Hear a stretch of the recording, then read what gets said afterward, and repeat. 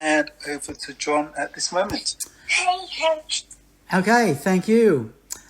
This talk, I think, probably just hangs over a little from the last ones, which would have been nicely designed for our youth. Although this one doesn't technically on the program belong to a young people's talk, I think just the first section might have suited them, but that doesn't matter. I will see if I can get a screen going, share my screen, and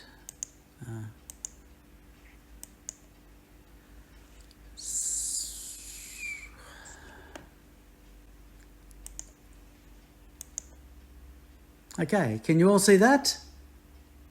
Yeah. Okay, Yes. thank you. Yeah, now I've included this little story. Yeah, it is actually. So it's, Yeah. okay, it's all coming? It's only showing John at the moment. Oh. Sorry, can you all see something on the screen? Yes. Okay, there's a planet going around the sun? Yep, can Okay, see good. that. But Okay. if some of you, sorry, John, if some of you can mute yourselves, please. Yeah, please mute yourself because we can hear your comments. So, for some reason which I find difficult to explain, in the last 10 years I've spent an inordinate amount of time listening to the arguments from atheists.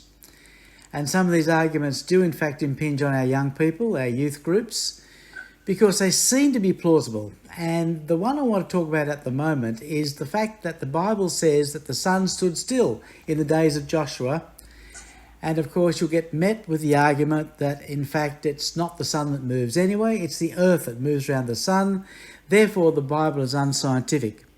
Now, I know we're looking at Genesis, so I'm going to argue for the moment that the creation of the sun and the earth and the moon are all contained in Genesis chapter 1. So there's my argument that we can talk about it out of Genesis. So the argument goes, it states clearly in the Bible that because Joshua had this battle going, he needed more time.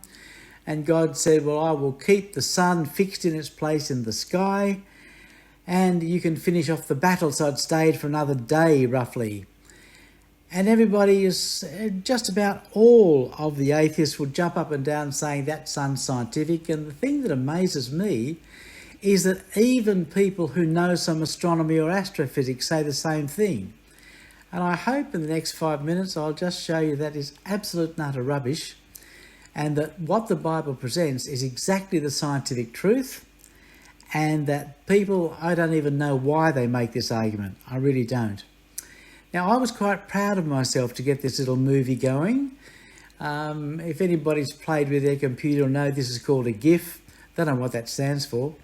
But these little things that keep repeating the same piece of movie, whatever it is.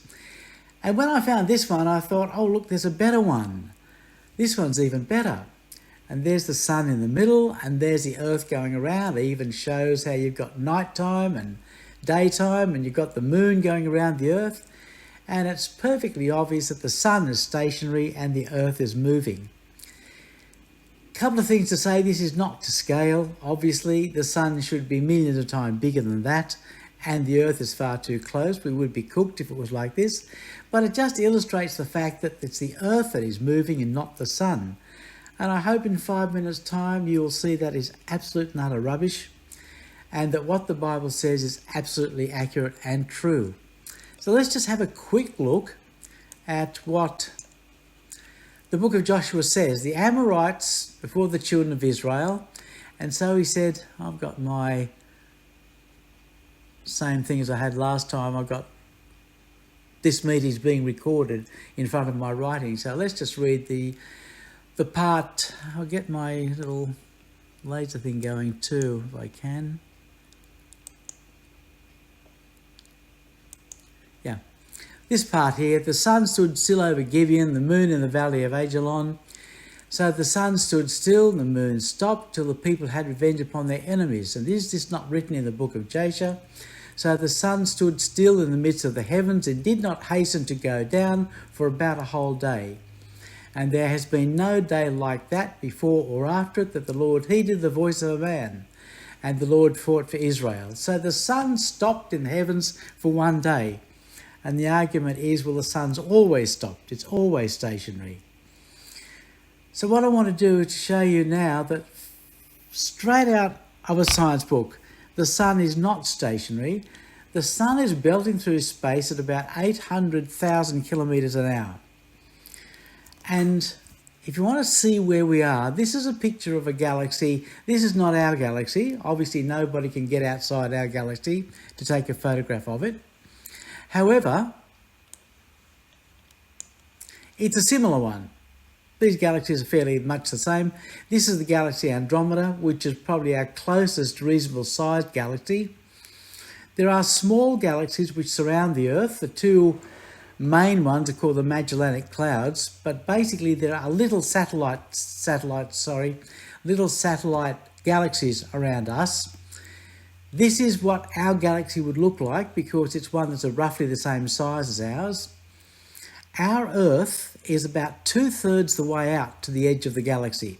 So if you count about 2/3, our Earth and the Sun would be about there. Now the galaxy itself is rotating.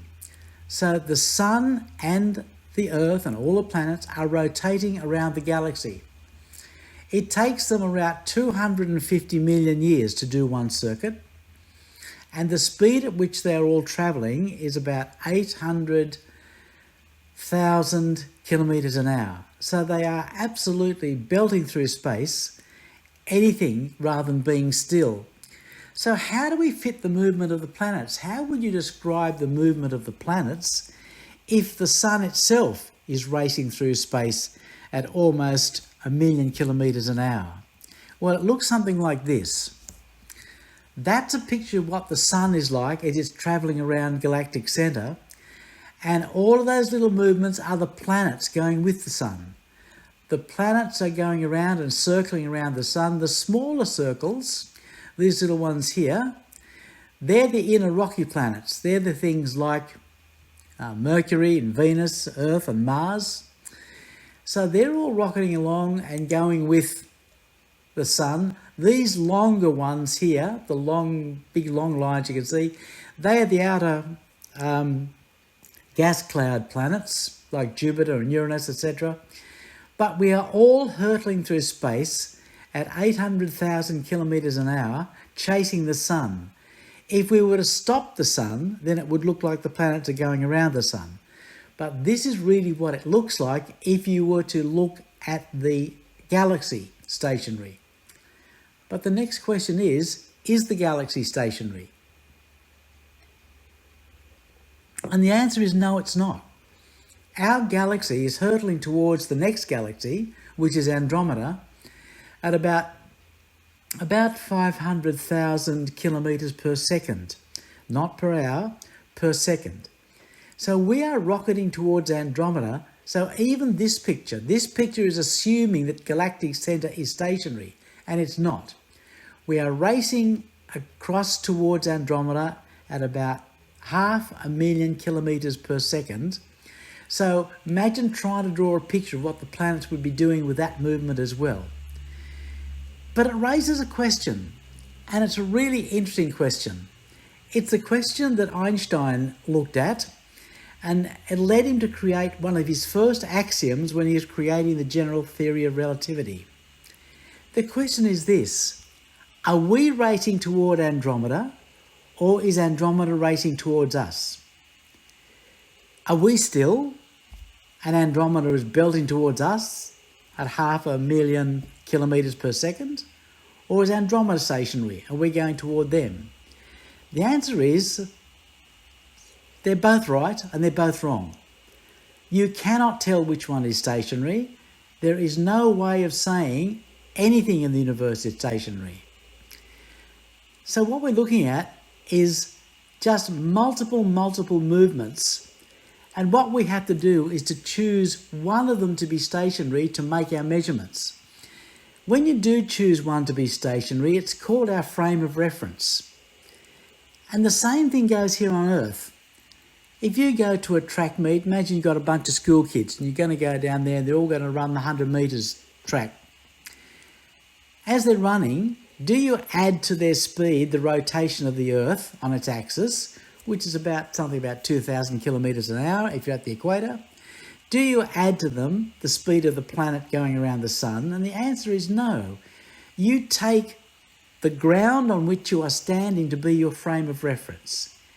You say the track field is still, it is not moving, but I'll measure the kids running and that will give me their speed. Now the fact is the field is not still.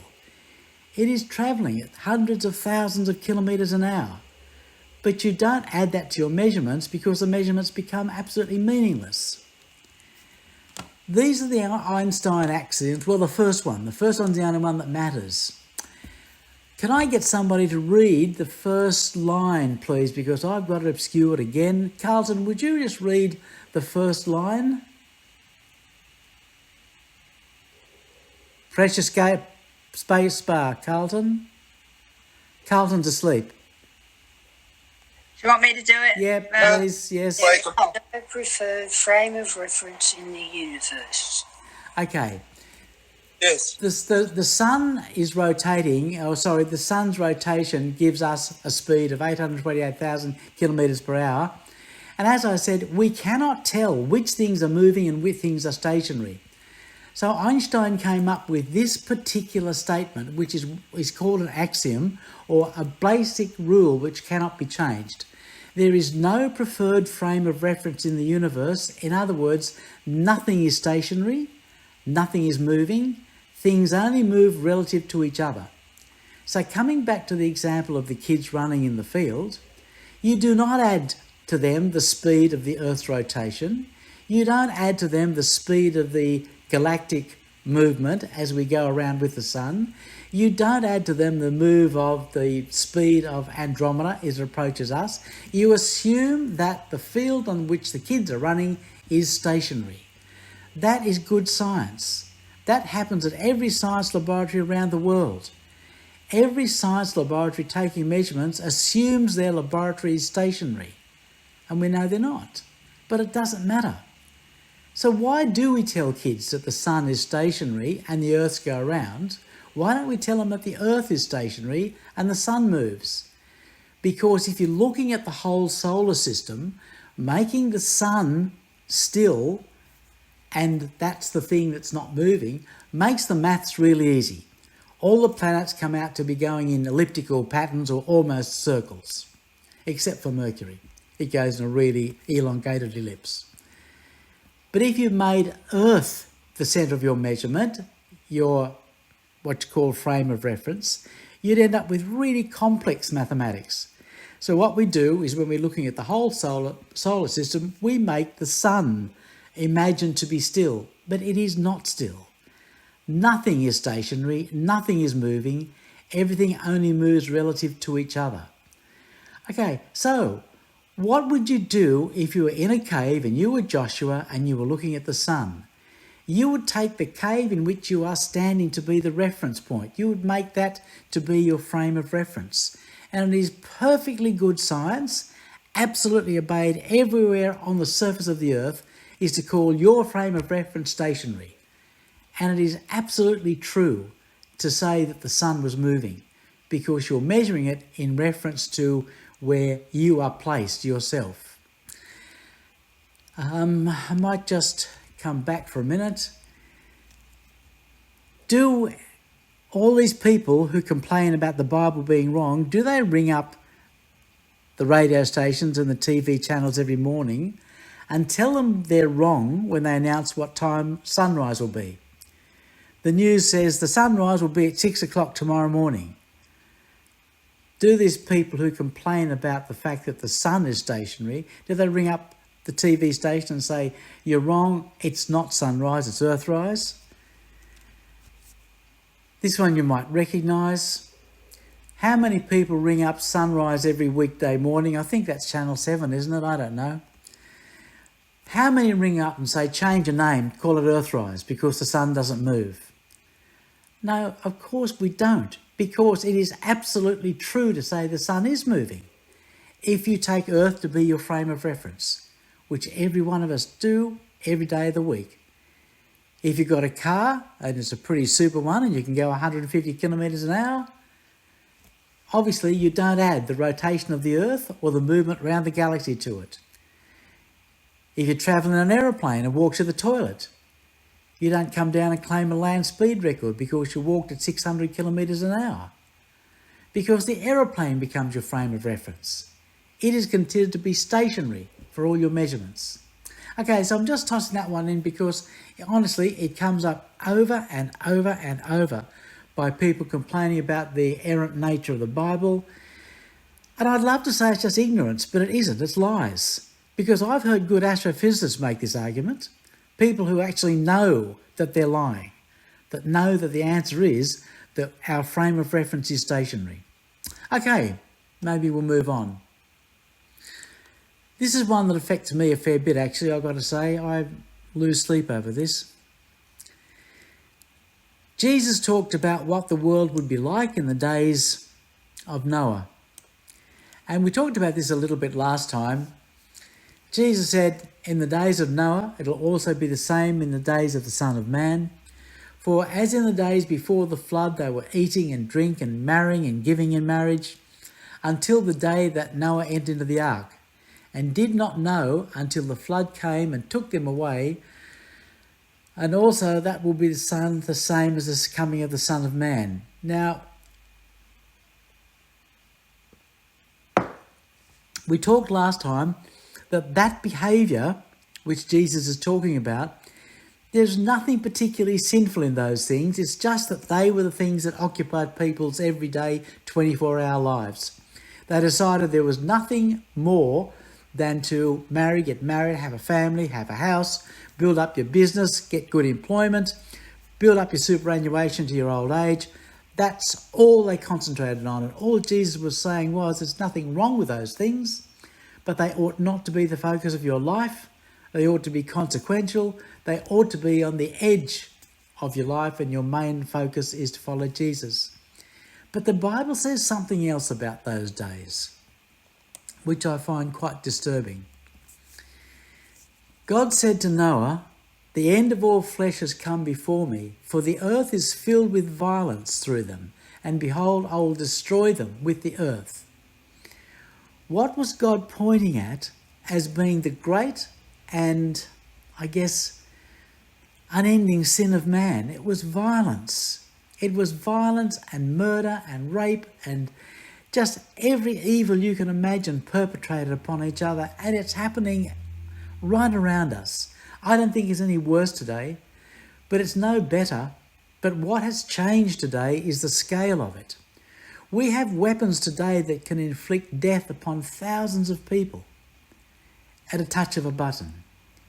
We have weapons today that can inflict death on people while the person inflicting the death sits in their lounge room and presses a button, while drones carry bombs and drop them on other people. Even just today, I don't know whether you saw the news today, but the Rapid Support Force in Sudan has attacked a part of Tigray and a part, I think it's called El Fasher, the part of Tigray, and they showed satellite images of bare desert, and 3 days later that bare desert was covered in thousands of dead bodies, tens of thousands of dead bodies.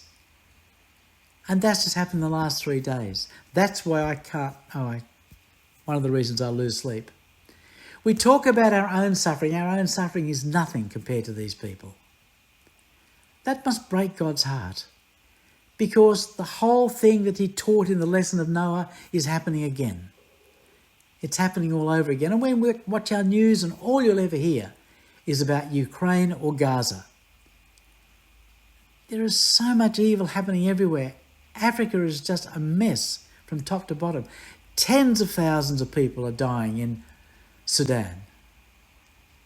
And this must hurt God to the very essence of him, I reckon, that he sees this and the people are repeating everything that was done in the days before Noah, and the same thing, God will wipe this evil away. I have this picture, I guess, because of the look in that man's eyes. I cannot forget the look in his eyes. I cannot forget the anguish that that man feels at the death of his child. and a death deliberately perpetrated, not from disease, not by accident, but deliberate perpetration of killing. There was another picture, I decided not to show it, but of a man holding a parcel not much bigger than a couple of shoeboxes, and it was his dead child. And it looked like it must have been a baby, maybe 2 or 3 months old, but it wasn't. It was his daughter who was 18. And all he had in that shoebox was a piece of her skull and her hair. That's all he had. This is what God looks down on and watches every day. And this is what we ought to be out telling people, that this is going to change. We should be out every day telling people that Jesus is going to come back and change this, so that one day the world will be healed. Have you ever stopped to look through all the passages of the Bible that talk about the kingdom? They very rarely talk about us. I don't know what I'll be doing. Will I recognise my parents? How old will I be? Will I look about 30?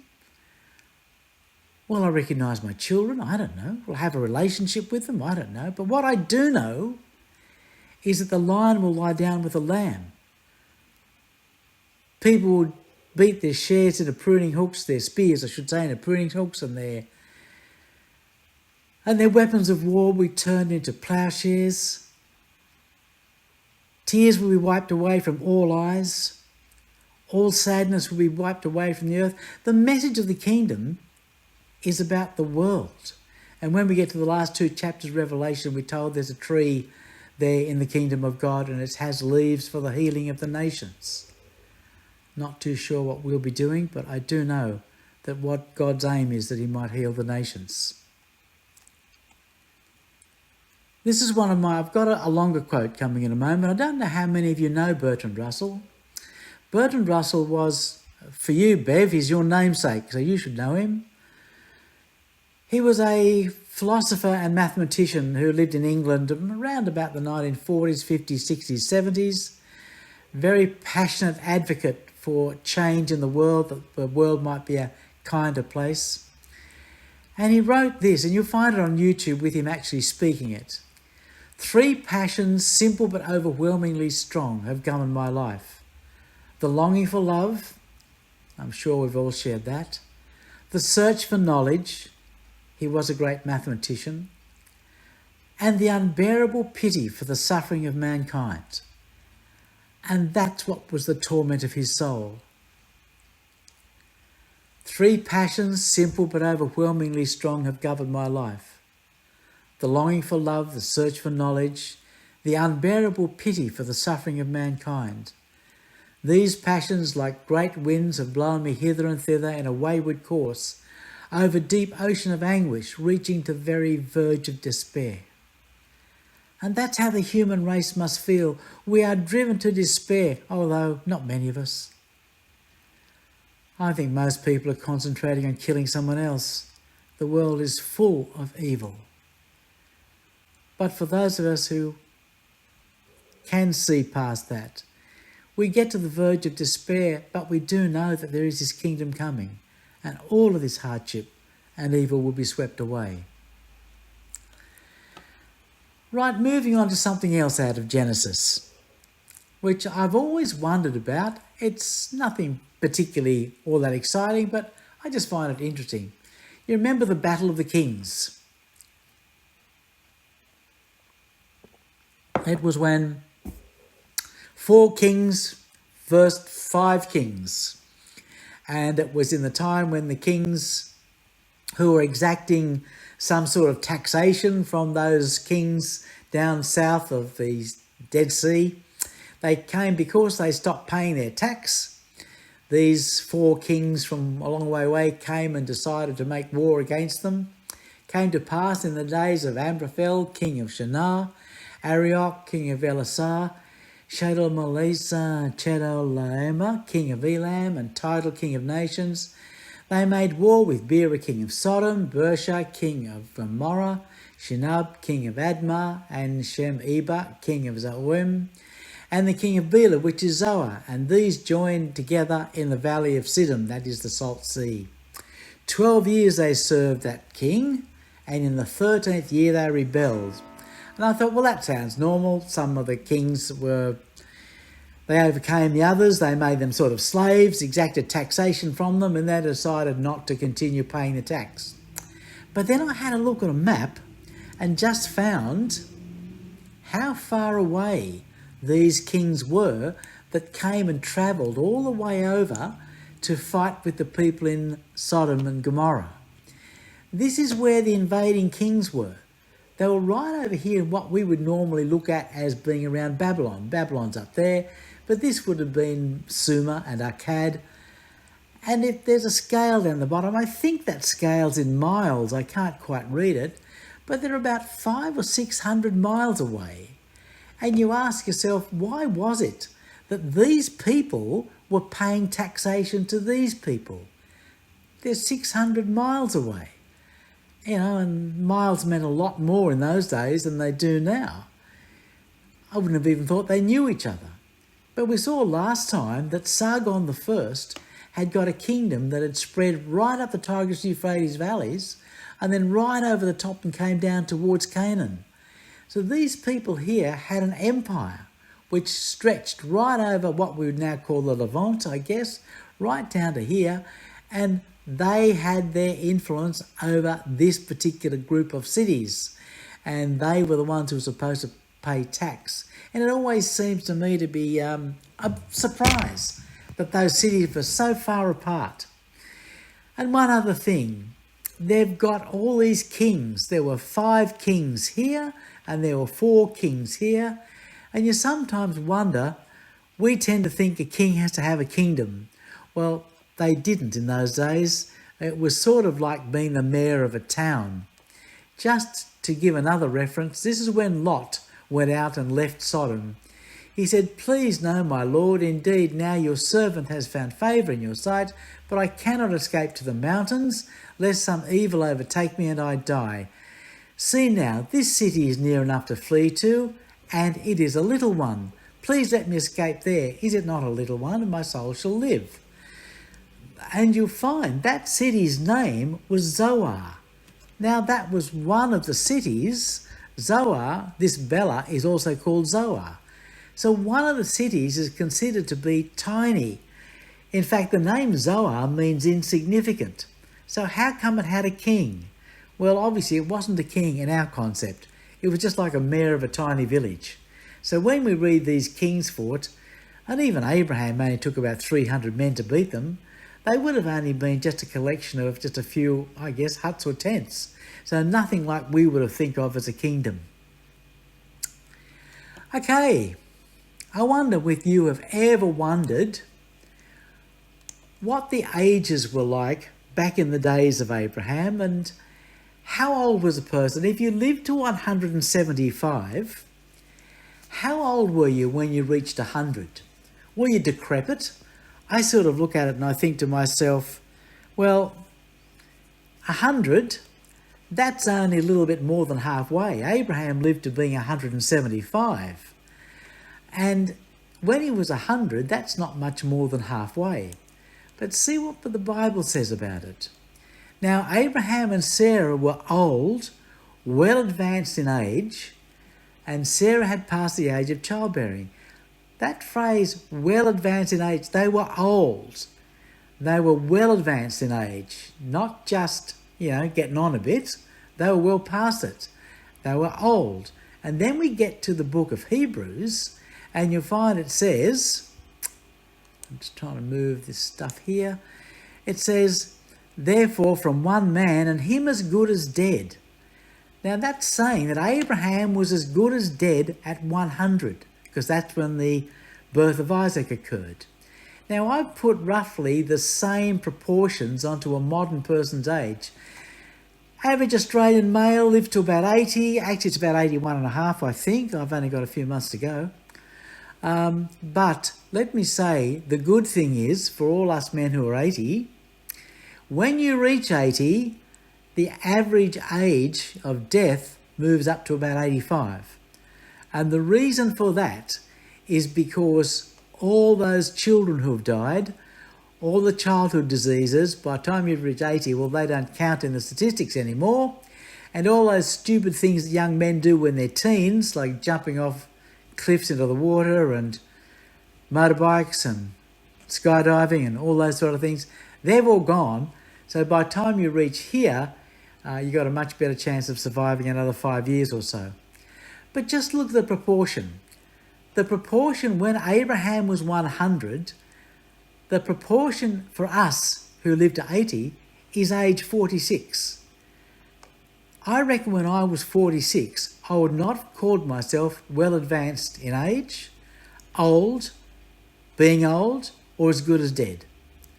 So I would think, and it's a pretty awful thought actually, that they got to old age much earlier and lived a long time in old age. That's a guess. I don't know. But it just seems to me to be rather odd that the same proportion is defined as being very old, as good as dead. Not so bad for women. Obviously, Sarah died quite young. I'm just trying to get my screen to advance. Right, now, same thing. Sarah died young. Now, in our society, women live longer.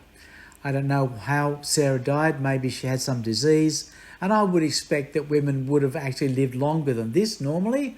I would have thought they would have lived about Abraham's length. But again, same proportion, just looking at Sarah, when she was old and said well advanced in years, and let's say the Abraham phrase as good as dead, a woman now would be 59. And I certainly don't consider a woman of 59 to be well advanced in years and as good as dead. So, what was happening back then? Were they old for a long, long time? I don't know. But it just seems to be a rather odd proportion. Right, this is the next one, and I can't read. Robin, can you read, please? Would you press your space bar down? Would you please read the top line above that Jeremiah quote? Is there anything there, or is the Jeremiah quote the first thing? Oh, it just says 12, the binding of Isaac. Yes, okay. That's the bit I can't see. I've just got this banner saying this meeting is being recorded. Okay, what I want to do is have a quick look at the sacrifice of Isaac. In most literature, it's called the binding of Isaac. I don't quite understand why. Isaac was bound hand and foot to be put onto the altar, but I would have thought that was the least significant part of the story. So why in classic literature and art it is called the binding of Isaac, I don't really know. It's a difficult story to understand. It's exceptionally difficult. Why on earth would God demand child sacrifice? And let me just jump in quickly for a start and say that people who say, oh, it's okay because he stopped Abraham at the moment when he was going to stab his child, that's not a way out. That's just silly. God would never require a person to murder their child. Doesn't matter whether he went through it or not. Would God test you by saying, commit this huge sin for me? Look at what God thinks about child sacrifice. They built the high place of Tophet, which is in the valley of the sons of Hinnom, to burn their sons and daughters in the fire, which I did not command, nor did it come into my heart. God never commanded or ever thought of the process of child sacrifice. Same thing here, exactly the same phrase. So what I'd say is that there is something lying in here, there is something in this story which we haven't talked about. And the secret rather lies in the name of God.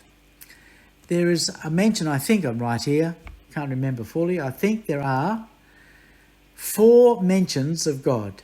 2 under the title of the word God and 2 under the title of the Lord. And there is a significant difference between those. The word God is a generic term. It means anyone who is mighty or strong. It just means a mighty one. We all know that, the word Elohim. And it is also used of false gods. It is frequently used, the word Elohim is used of false gods, or even people. Mighty and powerful people can be called Elohim. So the name God is not significant for the God of the universe. The other name is Yahweh, which is used twice. And I think the secret to understanding this lies in the use of the word God and the use of the word Lord. And I'm not going to tell you what the answer is, because I got all of my understanding out of Robin's blog. Robin's blog is also written at wordpress.com, and I would strongly suggest you read this article. It's the first time I think I've ever had insight into this great complex problem I have, trying to understand why God would ask for human sacrifice. I'm going to leave it at that. Oh, yes. Took me a long time to find this headline. Sydney Morning Herald, Saturday, August 17, 2013. Mrs. Potiphar and Mrs. David get blamed for everything, but it may not have been all their fault. No, I'm being naughty. That's not a real Sydney Morning Herald headline. There is a website where you can stick anything you like in and it comes out looking like the Sydney Morning Herald or any newspaper you like. You can make it look like, I don't know, Brisbane Times or whatever it is. Okay, I want to talk for a moment about Mrs. Potiphar. I have a little bit of sympathy for Mrs. Potiphar. I know most people see her as just a sexual adventuress. She's an older woman who wants to have an affair with a young man, a very handsome young man. And we all look at her in the modern parlances, we call her a cougar, older woman who wants to have a relationship with a young man. And I don't think that sums up the story at all. Now, why don't you have a look at this? This is a picture of what people would look like in the days of Joseph. Read the passage first. The Lord was with Joseph so that he prospered, and he lived in the house of his Egyptian master. When his master saw that the Lord was with him and the Lord gave him success in everything he did, Joseph found favour in his eyes and became his attendant. Potiphar put him in charge of his household and entrusted to his care everything he owned. So Potiphar left everything he had in Joseph's care, with Joseph in charge. He did not concern himself with anything except the food he ate. Now Joseph was well built and handsome. Now let me say, for a start, there is only one man in the whole of the Bible who has told us that he has a beautiful face and a beautiful body, and that's Joseph. He was the only one. Some people have argued Absalom, but it is not true. Absalom is not told that he had both of these features. So there he is, the only man to be beautiful in face and body, handsome and well built. The only woman, by the way, to have those qualifications is Esther. Esther is also said to have a beautiful face and a beautiful body. And so they're the only two. Pity they didn't meet. Shame they're that far apart. Just imagine what great kids they would have had. Reminds me of an old song. I don't know whether anybody remembers this, but back in the 1960s there was a song, and one of the lines was, "He lived on the morning side of the mountain and she lived on the twilight side of the hill, and they never met." Meant they were separated by time. So there you go, putting a plug in for Joseph and Esther to get together. Okay, few things I want to notice about this picture. You'll notice that the Egyptian servants just wore a loincloth. Now, whether that was all year round, I don't know how cold Egypt gets in winter. I suspect they would have had a cloak.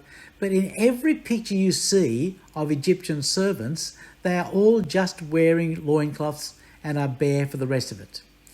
The next thing is they are clean shaven. The Egyptians, evidently, in all their pictures, there was that long sort of goatee beard which the pharaohs had, but I think there's some argument that was false. It was just stuck on. And anyway, that was only for the pharaoh, and not many other people would have been dressed like that at all. So that's what they would have looked like. Even the body hair has been shaved. Now, I'm not a particular expert on Egyptian body hair, but I can imagine Egyptians are pretty hairy if you take their shirt off. But every picture and every image you have of Egyptians, servants or not, they are all clean shaved all over. Okay. I'm going to try to move this. I'm just having another problem with moving my slides. Right. Here's the best I can do at a picture of Joseph. I've got another picture of Egyptians, and I just want to make sure it doesn't look like I'm sort of emphasising this too much, what he might have looked like. you'll see this is a picture, I can't tell what dynasty this is from, maybe 1000, 2000 BC, but you'll again see all the servants are just clothed in a loincloth, almost looks like a nappy to me. Again, they're clean shaven, they've got short hair. All of them would look like this guy here. I just found his picture on the web. I was a bit tempted to get Brad Pitt in a loincloth, but when I did, all I could get was pictures of Achilles out of that movie Troy. So maybe this is what he's like. Here he is reading Potiphar's plans or things to do tomorrow. This is what he looks like, roughly. He's got a bit of a beard, and that shouldn't be there. And there's also a rainforest in the background. Well, don't think there's too much of them in Egypt. What I want you to notice carefully is after a while, his master's wife took notice of Joseph. The authorized version says, after a while, his master's wife began to notice Joseph. If she was a sexual adventuress, if she was a cougar, as we say, how long do you reckon it would have taken her to notice him? If he's walking around the house like that, how long do you think she would have noticed him? I would have said it would have taken about 10 minutes. But it doesn't. It's after a while she begins to notice. And she begins to notice him. And yes, she definitely does the wrong thing. She tries to have an affair with him. But I think there's a lot more in this couple of words. I think that she not only notices what he looks like, I think she notices he's intelligent, he's taken charge of the household, he's taking the role that her husband should have taken. He's doing exactly the things that her husband should have done. And yeah, she's done the wrong thing for sure. But I think she's been put in a very bad position because this man, Joseph, has taken over the role of her husband. He's handsome. And I think she's given way. I think she's probably even fallen for him. Maybe not love, but she's certainly got a crush on him. And I think that's sort of pretty sad. And I also think that Potiphar has got a lot to answer for. You'll notice that we looked at before that Potiphar only cared about the things he put in his mouth. Potiphar had reached that stage where Joseph was doing everything. He didn't have to bother doing anything, so all he cared about was his next meal. Now, this might not be an accurate picture, I would say, of Potiphar, but this is what I figure he might have looked like if he was transferred today. He left everything in Joseph's care, and he did not concern himself with anything except the food he ate. I could imagine him sitting there getting takeout pizzas and flicking through Netflix. And I can imagine that's what he would have looked like. And I think that puts an impossible burden on his poor wife. And I would argue that it's a lesson for all of us, husbands or wives. Take care of our spouse. Look after our spouse carefully. Be tender, be kind, be attentive, and take on the role of husband or wife properly. Okay, so that's what he looks like. Now I think, last one, I think this is my last slide, and I think we'll probably finish now because it's 1:45. I do have a bit more I was going to look at, but we'll do that next week. There's been an argument floating around that I've often heard, was Potiphar a eunuch? Was this one of the contributing factors to his wife's decision? And so I used AI. I got on a ChatGPT and I said, tell me, was Potiphar a eunuch? And one of the great things with AI is it can read 100 or 1,000,000 documents in a second and a half, something I can't do. And here's it says, no, the biblical Potiphar was not a physically castrated eunuch. The term used in the original Hebrew, saris, can refer to a court official or high-ranking military officer, which aligned with his role as captain of the guard.